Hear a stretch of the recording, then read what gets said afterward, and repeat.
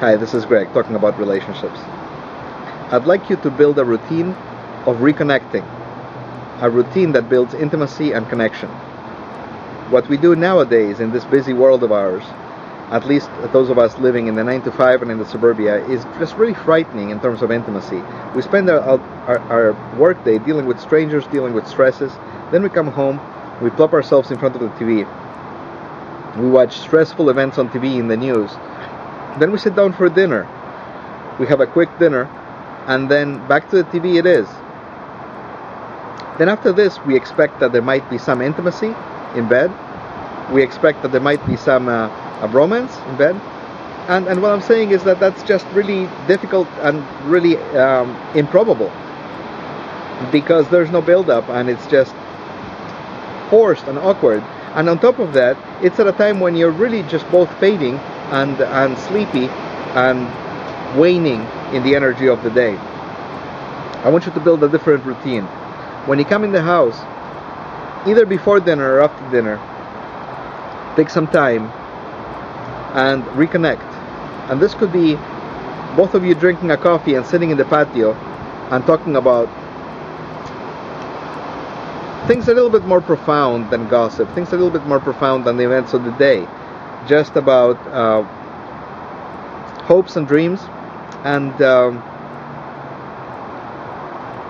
those things which you might build together. You might want to go for a walk. It's great if you have a dog. It's great if you have a dog because it'll force you. And don't send the husband out for the dog walking. Don't go by yourself. Go together and take a walk around the neighborhood and talk about things and reconnect as a couple.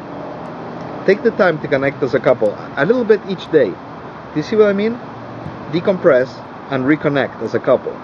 And that routine is going to just make wonders for 2 hours later, half an hour later, or at the end of the day, when the opportunity for romance is there, when you're suddenly in the bed, in the conjugal bed together, and the possibility for intimacy happens.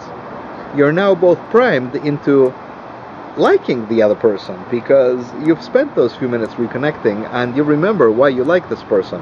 And so intimacy flows so much easier, nurtured by that kind of activity. And when you come to the bed, don't lose yourself in David Letterman or Conan O'Brien. Don't lose yourself in the book that you're reading. Just make time for the other person. Now, you might have appointed days when you're going to bring romance into your life, or you might just make it happen spontaneously. But the point is, give it the opportunity to flourish, give it the opportunity to emerge. Because if your routines are set up in such a way as to kill intimacy, then don't blame the other person and don't blame yourself for the fact that you never have sex. Don't blame yourself for the fact that it never happens, that there's no intimacy, that the other person is not adventurous. There needs to be a ramp up, there needs to be a build up of intimacy and comfort and trust for this to happen. And we don't have the routines for this. We don't have the processes for these. We don't reconnect. And then, of course, it's not going to happen. So what I'm asking you is build this routine, build this half an hour together. And don't worry about the news. The world will keep. There's nothing that you can do about the plane crash in Bangladesh or about the stock market crashing in Shanghai. What you can do something about is your spouse. What you can do something about is your relationship. So that's the news for the day. Focus on that. Spend that half an hour reconnecting with your spouse, reconnecting with your loved one. And that's what's important. So build that routine. And that's my advice for you today. I hope to see you next time.